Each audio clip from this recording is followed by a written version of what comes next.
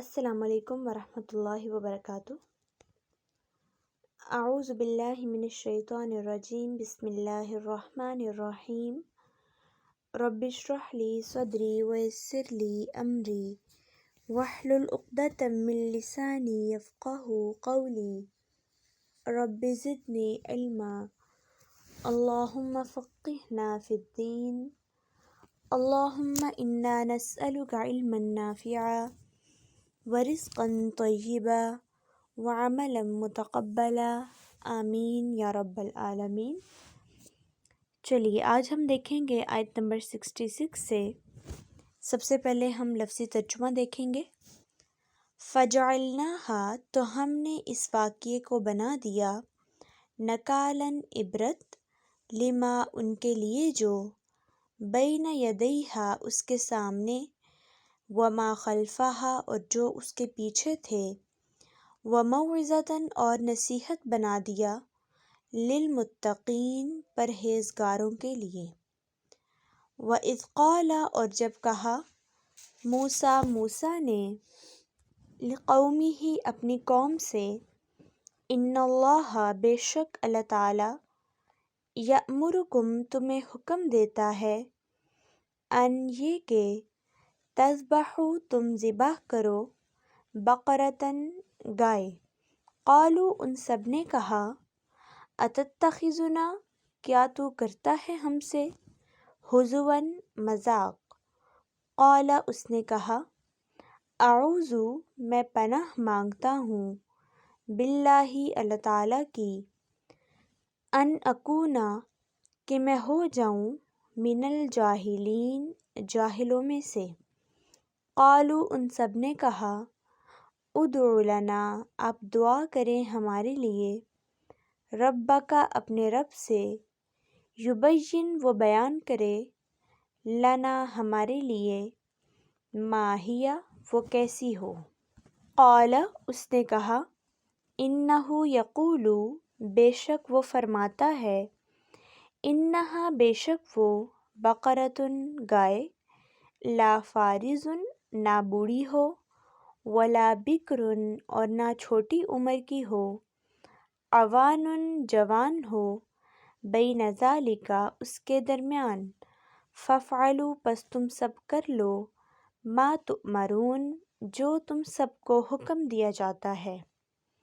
قالوا ان سب نے کہا، ادعو دعا کرو، لنا ہمارے لیے، ربک اپنے رب سے، یبین کہ وہ بیان کرے، لنا ہمارے لیے، ما لونہا کیسا ہو اس کا رنگ۔ قال اس نے کہا، انہ یقول بے شک وہ فرماتا ہے، انہا بقرۃ بے شک وہ گائے ہو، صفراء زرد رنگ کی، فاقع گہرا ہو، لونہا اس کا رنگ، تسر خوش کر دے، الناظرین دیکھنے والوں کو۔ قالوا ان سب نے کہا، ادعو آپ دعا کریں، لنا ہمارے لیے، ربک اپنے رب سے، یبین وہ بیان کرے، لنا ہمارے لیے، ما ہی وہ کیسی ہو۔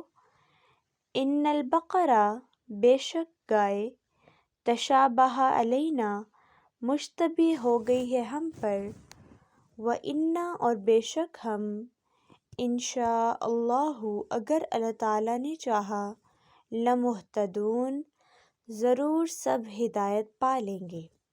قال اس نے کہا، انہ یقول بے شک وہ فرماتا ہے، انہا بقرۃ بے شک وہ گائے، لا ذلول نہ کام میں لگائی گئی ہو، تثیر الارض جوتتی ہو زمین کو، ولا تسقی اور نہ پانی دیتی ہو، الحرث کھیتی کو، مسلمۃ صحیح سلامت ہو، لا شیۃ نہ کوئی داغ ہو، فیہا اس میں۔ قالوا ان سب نے کہا، الآن اب، جئت تو آیا ہے، بالحق حق کے ساتھ، فذبحوا پھر ان سب نے ذبح کیا اسے، وما کادوا اور وہ سب لگتے نہ تھے، یفعلون کہ وہ سب کریں گے۔ الفاظ کی وضاحت ہے۔ فجعلناها جیم عین لام اس کا روٹ ورڈ ہے، بنا دیا ہم نے، خلفہا پیچھے ہم نے پڑھا تھا نا خلیفتن، اس کا ہم نے روٹ ورڈ دیکھا تھا خا لام فا۔ تو خلیفہ کسے کہتے ہیں؟ جانشین کو، پیچھے آنے والے کو۔ تو خلفہا کا کیا مطلب ہے؟ اس کے پیچھے، اس کا بھی روٹ ورڈ وہی ہوگا خا لام فا۔ وموعظۃً واو عین ضا، واضح نصیحت ہم سنتے ہیں۔ یأمرکم الف میم را، تذبحوا ذال با ہا۔ پیچھے جب ہم فرعون کی بات پڑھ رہے تھے کہ یذبحون وہ بری طرح ذبح کر دیتا تھا، وہاں پر بھی ہم نے یہ روٹ ورڈ دیکھا تھا۔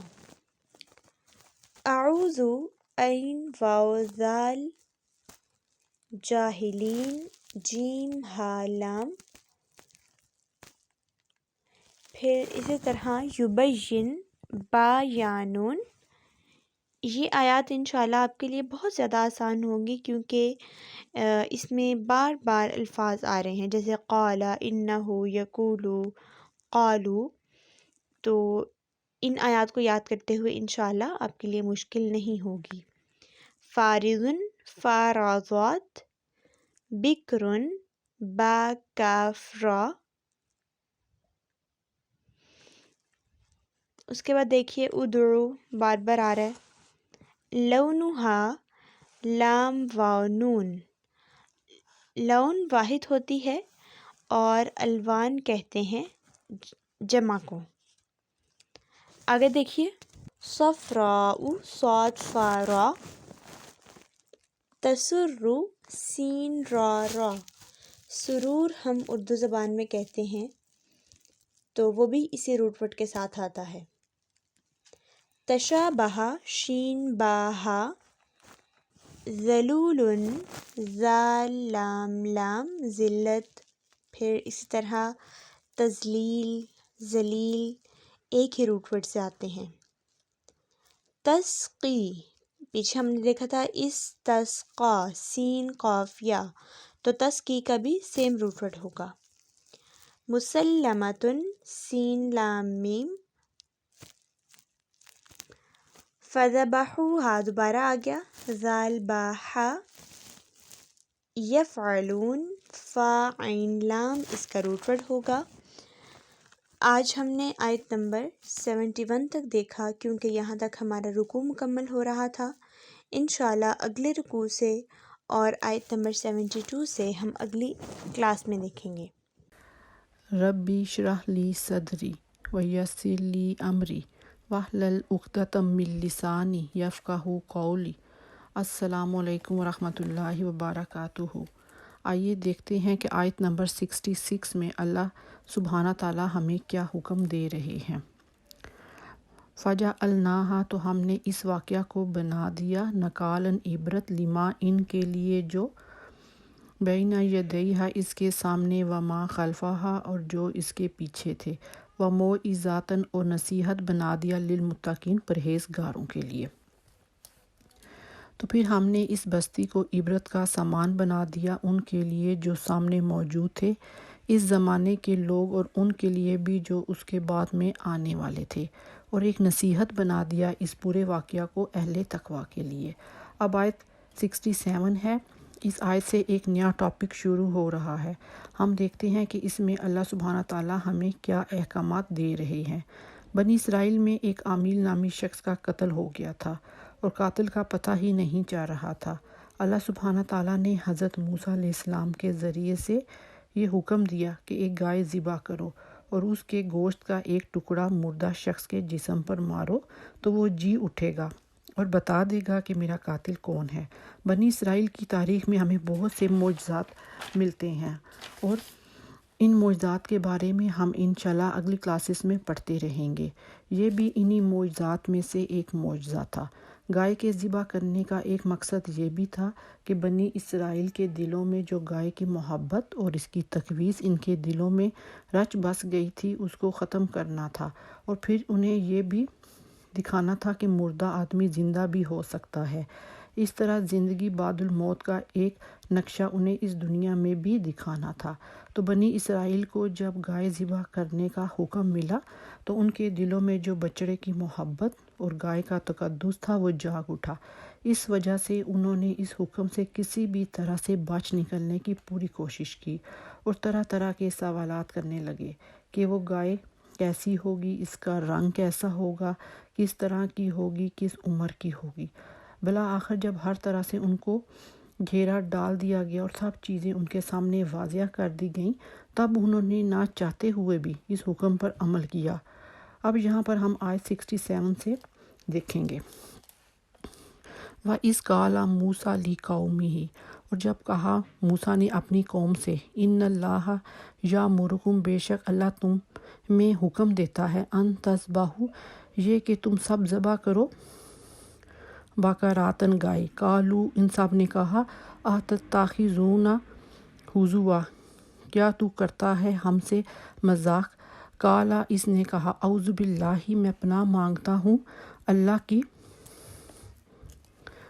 ان اکون من الجاہلین، کہ میں ہو جاؤں جاہلوں میں سے۔ اب اس قصے میں بنی اسرائیل کی سرکشی اور اس کے حکم نہ ماننے کی وضاحت بیان کی گئی ہے کہ حکم پاتے ہی اس پر عمل نہ کر ڈالا بلکہ بار بار سوال کرنے لگے۔ ابن جریج رحمۃ اللہ علیہ فرماتے ہیں کہ رسول اللہ صلی اللہ علیہ وآلہ وسلم نے فرمایا کہ حکم ملتے ہی اگر وہ کسی بھی گائے کو ذبح کر لیتے تو ان کے لیے کافی ہوتا، لیکن انہوں نے بار بار سوالات شروع کیے اور کام میں سختی بڑھتی گئی، یہاں تک کہ آخر میں اگر وہ انشاءاللہ نہ کہتے تو کبھی بھی ان سے یہ سختی نہ ہٹتی اور یہ ظاہر نہ ہوتا کہ اس شخص کو کس نے قتل کیا ہے۔ اب آیت 67 میں اللہ سبحانہ تعالیٰ فرماتے ہیں، قالوا ادع لنا، ان سب نے کہا آپ دعا کریں ہمارے لیے ربا کا، اپنے رب سے، یبین لنا، وہ بیان کریں ہمارے لیے، ما ہی، وہ کیسی ہو، قال انہ یقول، اس نے کہا بے شک وہ فرماتا ہے، انہا، بے شک وہ، بقرات، گائے، لا فارض، نہ بوڑھی ہو، ولا بکر، اور نہ چھوٹی عمر کی ہو، اوان، جوان ہو، بین ذالکا، اس کے درمیان، فافعلوا، پس تم سب کر لو، ما تؤمرون، جو تم سب کو حکم دیا جاتا ہے۔ اب آیت 69 میں ان کی ذرا ہٹ درمی دیکھیں کہ پھر سے کہتے ہیں کہ قالوا ادع لنا، ان سب نے کہا دعا کرو ہمارے لیے ربا کا، اپنے رب سے، یبین لنا، وہ بیان کرے ہمارے لیے، ما لونہا، کیسا ہو اس کا رنگ، قالا، اس نے کہا، انہ یقول، بے شک وہ فرماتا ہے، انہا بقرات، بے شک وہ گائے ہو، صفراء، زرد رنگ کی، فاقع، گہرا ہو، لونہا، اس کا رنگ، تسر الناظرین، خوش کر دے دیکھنے والوں کو۔ یہ خوبیاں اصل میں اس گائے کی تھی جو ان کے ہاں زیادہ سے زیادہ مقدس سمجھی جاتی تھی۔ اگر وہ پہلے ہی حکم پر وہ عمل پیرا ہو جاتے تو کسی بھی گائے کو ذبح کر سکتے تھے، لیکن یکے بعد دیگرے سوالات پہ سوالات کرنے کی وجہ سے رفتہ رفتہ ان کا گھیراؤ اتنا تنگ ہو گیا کہ جس گائے کو وہ بہت مقدس سمجھتے تھے اسی کو اللہ سبحانہ تعالیٰ نے فوکس کیا، اور وجہ بھی یہ تھی کیونکہ یہ مصر میں رہتے تھے اور وہاں پر گائے کو بہت مقدس سمجھا جاتا تھا، تو اللہ سبحانہ تعالیٰ ان کے دلوں سے گائے کی محبت کو نکالنا چاہتے تھے۔ اب آیت 70 میں اللہ سبحانہ تعالیٰ فرماتے ہیں، قالوا ادع لنا، ان سب نے کہا آپ دعا کریں ہمارے لیے ربا کا، اپنے رب سے، یبین لنا، وہ بیان کرے ہمارے لیے، ما ہی، وہ کیسی ہو، ان البقرہ، بے شک وہ گائے، تشابہ علینا، مشتبہ ہو گئی ہم پر، وَإِنَّا، اور بے شک ہم، انشاء اللہ، اگر اللہ نے چاہا، لَمُہْتَدُونَ، ضرور سب ہدایت پا لیں گے۔ اب آیت 71 میں اللہ سبحانہ تعالیٰ فرماتے ہیں،